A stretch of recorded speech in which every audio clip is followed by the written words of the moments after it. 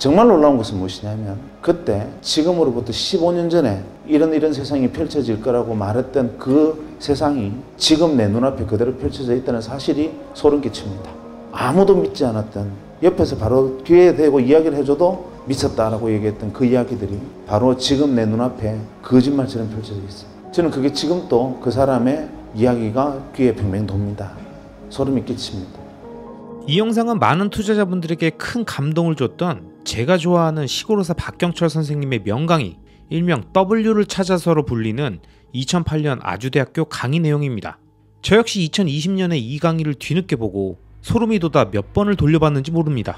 시대를 뒤바꾼 놀라운 혁신기술의 발명과 그에 따른 산업의 대변혁 과정을 자신과 지인의 경험담을 예로 들어 설명하는데 듣는 이로 하여금 정말 많은 생각을 하게 만들고, 이 영상을 다 본 이후엔 현 시대에 내가 해야 할 투자는 무엇인지, 내가 집중해야 할 분야가 어디인지를 각자 깊게 고민하게 만들어주는 영상이라고 생각합니다. 자, 그럼 한번 영상을 같이 보시죠. 제가 서울에 있는 모 경제연구소에 근무하는 친구한테 제게 전화가 왔습니다.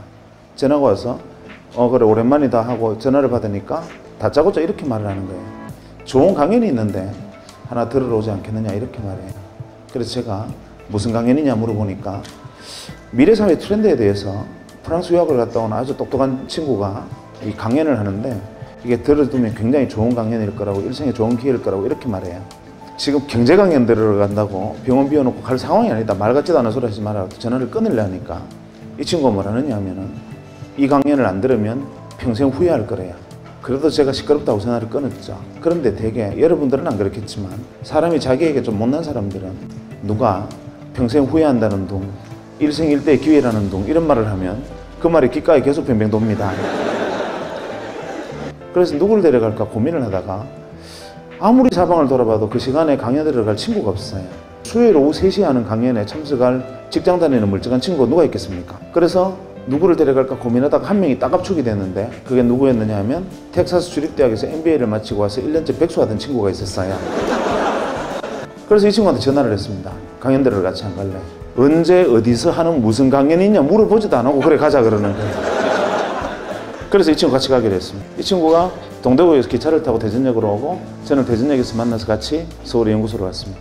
연구소 강연장에 들었으니까 이 강당보다 한 절반 정도 되는 강당에 좋은 의자들이 한 50개 놓여 있었고 거기에 꽉 차 있었습니다. 연구원들이. 그러니까 박사급 연구원들이 쭉 앉아 있었는데 이분들이 좋게 말하면 프라이드고 나쁘게 말하면 자만심이 이 폐소까지 부풀어 있는 사람들. 지금도 그 연구소가 그런데 93년도에는 다른 박사학위 받고 와서 백수가 기본 코스인데 한국 최고의 경제연구소에 있다는 사실만으로 어깨에 풍선이 이만큼 들어있던 사람들. 그래서 자만심이 엄청난 곳이었죠. 어쨌거나 간에 그 정도로 이 교만함이 들어있을 때는 프라이드가 강한 사람들이 쭉 앉아 있었고 저희들은 외부에서 청강에 있으니까 제일 뒤에 앉았습니다. 그 순간 연자가 옆에 문을 열고 들어왔는데 연자가 와서 이 무대에 올라오는 순간 이분들이 불쾌한 기색이 역력해지면서 갑자기 헛기침이 나오고 저거 뭐냐 그러고 어수선하고 소란해지기 시작했습니다. 이유가 뭐냐 하면 연자가 복장이 너무 황당했기 때문에 그랬습니다. 그때니까 지금 15년 전이면 그때는 길거리에 다닐 때 양복도 다들 검은 양복에 흰색 와이셔츠 입고 다닐 때입니다. 그런데 강연하러 와서 찢어진 청바지에 무릎이 다 나왔고 UCLA 적힌 티셔츠에 뉴욕 양키스 모자를 쓰고 등장합니다. 지금도 그 연구소에는 그렇게 강연하러 가는 사람이 없습니다. 그런데 그런 복장으로 나타났으니까 이분들은 모욕당했다고 생각하는 거죠. 어디서 저런 날건달 같은 놈이 강연하러 왔느냐 뭐 이런 생각을 한 겁니다. 그래서 뭔가 불편한 기색들이 역력했는데 문제는 강연이 시작되고 터졌습니다. 강연이 시작되고 얼마 안 돼서 한 10분 정도 지나니까 뒷줄부터 한 명씩 일어나서 나가기 시작했는데 한 30분 정도 지나니까 다 나가고 앞줄만 몇 명 남고 외부에서는 저희들만 달랑 남았습니다. 대개 그 이유는 강연 내용에 문제가 있었기 때문인데 아무리 강연 내용에 문제가 있어도 그렇지 전원이 퇴장해버리는 경우는 놀라운 일이지요. 이유가 뭐냐면 이분이 들어와서 강연을 하는데 강연 주제가 기가 막혔습니다. 제일 먼저 칠판에 제목을 적었어요. 뭐라고 적었느냐 하면 WWW 이렇게 적더니만 다짜고짜 뭘 하느냐면 거리 멀지 않은 미래에 이 W 세상이 온다는 거예요. 그리고 이 안에는 은행도 들어오고 증권사도 들어오고 이걸로 핵무기도 만들고 전쟁도 이걸로 한다는 거예요. 딱 들으면서 저는 어떤 생각을 했느냐 하면 저 친구 테트리스 게임 개발하다 미쳤구나 혹은 망상장애와 같은 정신질환이 있구나 이렇게 생각을 했습니다. 저뿐만 아니라 트렌드나 경제, 그 현상을 연구하는 전문학자들도 저는 저거 과대망상증 환자다라고 배척하고 다 일어나서 나가버렸습니다. 93년도에는 이런 이야기를 하면 그것은 정신병자입니다. 그래서 그때 당시에 외배 개념이라는 것은 여러분 잘 모르시겠지만 모자익이라는 것이 그때가 소개되던 시점이었고, 그때라도 이런 그래픽 기반의 웹 서비스가 이루어질 것이라고는 아무도 상상하지 못하던 시절에 이 사람이 조만간에 그런 세상이 온다라고 얘기를 하는 겁니다. 강연이 끝나고 연자가 너무 반응들이 황당했으니까 자기도 민망해서 머리를 긁으면서 그냥 문을 열고 나가는데 아무도 박수 친 사람도 없었고, 아마 그 연구소에 그 전에도 그 위에도 그런 일은 없었을 거라고 그냥 나갔습니다. 쫓겨나듯이. 저도 이제 강연이 끝났으니까 저를 초대했던 옆에 연구소 친구 보고 이따위 강연을 들으려고 지금 대전 시민을 내팽개쳐두고 내가 여기 앉아 있어야 되느냐 항의를 했더니만 연구소 친구가 자기도 이럴 줄 몰랐대요. 미안하다 이래요. 할 수 없다, 나가서 이제 저녁이나 먹고 놀러 가자 하고 이제 일어서는 순간 갑자기 제 오른쪽에 앉아있던 백수가 자리를 팍 차고 일어서더니만 저보고 빨리 돈 10만 원만 달래요. 10만 원은 뭐하게? 그러니까 너네들끼리 지내 먹고 따로 놀아라. 나는 저 W하고 이야기 좀 하고 가야 되겠다. 따로 갈게. 경비 좀 돼. 이렇게. 네가 저 사람하고 무슨 얘기를 하느냐? 이러니까 강연에 깊은 감명을 받았대요. 그래서 제가 백수 보고 이렇게 말했습니다. 내가 볼 때는 니나 자나 상태가 비슷하다. 너네들끼리 이야기해봐. 서로 도움 안 되니까 그냥 가서 저녁 먹고 집에 같이 가자. 이러니까 막무가내예요. 그래서 할 수 없이 이 경비 여비를 좀 떼주고 우리는 같이 친구하고 저녁 먹고 저는 그 길로 대전에 내려가 버렸어요. 그런데 문제의 백수가 어떻게 했느냐 하면 문을 열고 뛰어나가서 이 W가 주차장에서 차를 타려고 시동을 거는 순간 차문을 열어 제친 겁니다. 잠깐만요. W가 놀라서 왜 이러십니까? 하고 뒤를 고개를 돌아보니까 백수가 그를 쳐다보면서 이렇게 말했습니다. 저는 W를 믿습니다.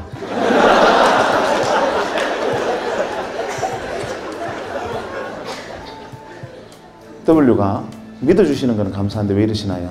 이러니까 저를 W의 세상으로 인도해 주십시오. 이렇게. 옥신각신하다가 W가 납치됐습니다. 어디로 갔느냐 하면 마포의 공동노타리에, 지금은 많이 없어졌지만 그때는 주먹구이집이라 그래서 이렇게 불판에 고기 구워 먹는 집들이 많았습니다. 거기에 끌려가서 새벽 2시까지 백수에게 풀려나지를 못했습니다. 백수가 가진 건 인내심밖에 없죠. 끝까지 물고 늘어졌습니다. 나중에는 W가 제게 원하는 게 뭡니까? 왜 이러십니까? 나 집에 가야 됩니다. 이러니까 백수가 제게 W의 세상으로 뛰어들 수 있는 실마리를 던져주면 놔주겠습니다. 이렇게 됩니다.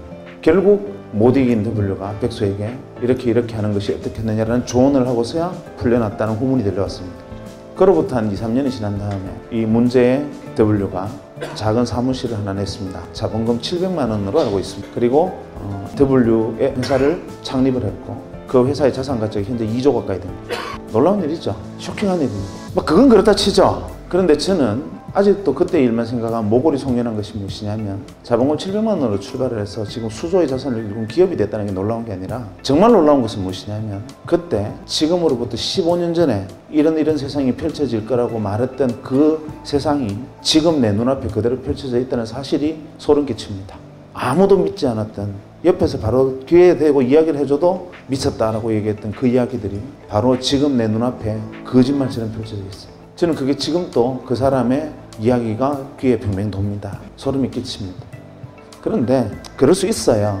5천만 중에 1명 정도는 지니어스한 인간이 있습니다. 특별한 인간이 있어요. 한치 앞에 운명을 내다본 데는 무당도 있는데 그럴 수도 있어요. 문제는 백수입니다. 이놈이 저하고 헤어지고 한 3주쯤 있다 전화가 왔습니다. 병원으로. 전화를 받아 상투적인 인사를 했죠. 그날 잘 내려갔냐? 이렇게 인사를 했더니만 다짜고짜 보고 이러는 겁니다. 월급 받았나? 섬뜩하지 않습니까?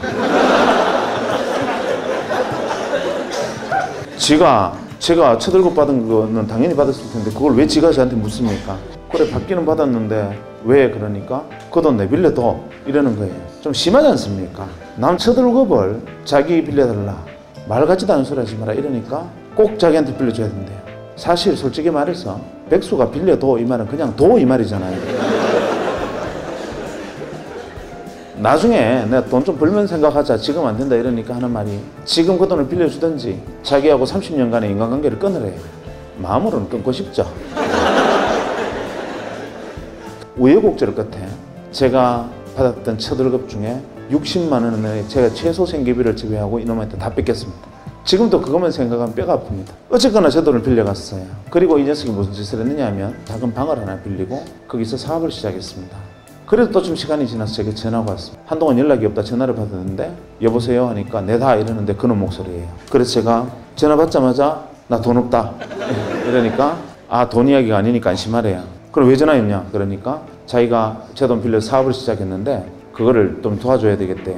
돈 말고 내가 뭘 도와주냐? 그러니까 아주 단순하니까 주소만 하나 만들면 된대요. 그게 무슨 주소? 그러니까 그건 아니고 굉장히 단순한 건데 가상 주소를 하나 만드는데 그 이유는 뭐냐면 편지를 주고받는데 필요한 거래요. 내용을 듣고 보니 지금으로 말하면 이메일 시스템을 운영을 하는데 거기에 이제 아이디를 만들어라 이 말입니다. 그래서 제가 첫 번째 바로 이렇게 말했습니다. 니 내 돈 빌려서 거지 됐나? 냉철한 지성과 합리적인 판단력으로 볼 때 너는 무조건 망한다. 왜냐하면 내가 세 가지만 물어볼게. 첫째, 너 1년에 편지 몇 통 쓰냐? 네가 1년에 편지 3통 이상 쓰면 내 손에 장을 지진다. 대개의 사람이 다 그럴 텐데 그거를 컴퓨터를 통해서 편지를 주고받는 사업이 되겠나? 무조건 안 된다. 두 번째, 설령 편지를 3통 이상 쓰는 사람이 있다 치자. 그래도 우표값 30원이 아까워서 그거를 컴퓨터를 해서 쓰겠나? 셋째, 편지란 자고로 6필로 쓰는 거다. 이 사업은 무조건 안 되는 사업이다 하니까 이 친구가 하는 말이 W가 말씀하시기를 에브리바디가 컴퓨터로 편지를 쓰는 날이 온다 했다는 거예요. 그래서 제가 그날 내가 너를 데려간 내 업보다 하고 어쩔 수 없이 아이디를 하나 만들어줬습니다. 또 시간이 흘렀습니다. 그 다음에 저희 병원에 전용선이 들어왔습니다. 소위 여러분들이 지금 쓰고 있는 메가패스와 인터넷 전용선이 그때 들어왔습니다. 어디에 제일 먼저 들어왔느냐? 종합병원에 제일 먼저 들어왔습니다. 정부기관하고. 그때 정보고속도로 사업 때문에 의료정보산업하고 행정전산망 사업 때문에 정부와 종합병원에 시범적으로 인터넷 전용선들이 깔리기 시작했습니다. 들어오기는 들어왔는데 책상 위에 정부 지원 컴퓨터도 올라왔고 전용선이라는 게 깔려 있는데 대체 이거는 쓸 데가 없었습니다. 기껏 한다는 게 하이텔 접속하는데 조금 빨랐다는 거. 그렇게 컴퓨터를 방치해 두고 있는 어느 날 또 백수가 전화 와서 뭘 하나 어떻게 해라 해서 그냥 뭐 어떻게 했습니다. 그러고 난 다음에 무심코 하루는 컴퓨터를 딱 켜니까 갑자기 바이러스 먹은 것처럼 크다는 창이 하나 붕 뜨더니만 산신령 그림이 하나 나타나고 산신령이 편지를 들고 있는 그림이 나타나요. 그러면서 편지가 왔습니다 하면서 산신령이 이렇게 편지를 흔들어요. 이게 뭐야 하고 클릭을 하니까 동창회 소집 공고 제목이 이렇게 되어 있는 이놈이 한다는 짓이 기껏 한다는 짓이 이거구나 하고 투덜거리며 냉소적으로 바라보다가 잠깐 놀랐습니다. 뭐냐면 수신인이 170명, 수신인 명단에 170명으로 되어 있어요. 그래서 제가 170명한테 한 방에 다 보낼 수 있으면 이거는 뭐 그런 대로 나쁘진 않네 하고 거기다가 답장하기 기능을 통해서 모두에게 하시겠습니까? 그때만 해도 그렇게 후진적으로 답장하기 모두에게 하시겠습니까? 예. 하고 나는 대전에 무슨 병원인데 너네들 어딨니? 하고 보냈더니만 이틀 만에 무려 한 7, 80명의 동창으로부터 편지가 쏟아졌어요. 나는 뭐 어디에 있다, 나는 정부의 뭐 과천 어디 청사에 있다 이런 식으로 막 연락이 쏟아졌는데 이거 신기하지 않냐? 되게 반응이 이랬습니다. 알고 보니 백수가 동창회 명부를 들고 정부나 대기업 종합병원 같은 전용선이 들어와 있을 만한 곳에 근무하는 친구들을 일일이 전화를 해서 설명하고 가입하게 하고 그 다음부터 낚시질로 메일을 계속 낚시 메일을 던지고 있었던 거예요. 저도 덜컥 물었던 거죠. 그날 이후로 저희 병원의 진료가 마비가 됐습니다. 이유가 뭐냐면 저희 병원 직원들한테 소개를 했더니만 다들 메일놀이에 빠져가지고 지금으로 메일을 메신저처럼 사용한 겁니다. 건강원에서 어제 저녁에 뽀뽀하는 거 봤다 이러면 선생님이나 신경 쓰세요 뭐 이런 식으로 왜 하루 종일 메일놀이 너무 신기하니까 메일놀이를 시작한 거죠. 저희 병원 직원이 다 가입하는데 일주일이 안 걸렸습니다. 물론 그 동창들 주변에 있던 사람들도 그랬죠. 그래서 서울도 아니고 대구에서 시작한 전자메일 서비스 회사가 1년 반 만에 250만의 가입자를 모집했습니다. 그리고 99년 초에 골드만삭스라는 외국계 투자사 600억의 지분을 넘겼습니다. 그리고 지금은 포스코 센터 옆에 있는 이렇게 쳐다보기도 어려운 빌딩의 소유주이기도 하고 그 안에 4개의 벤처기업을 거느린 벤처 지주사의 회장으로 변신해 있습니다. 백수가. 그리고 제 돈은 아직 안 갚았습니다.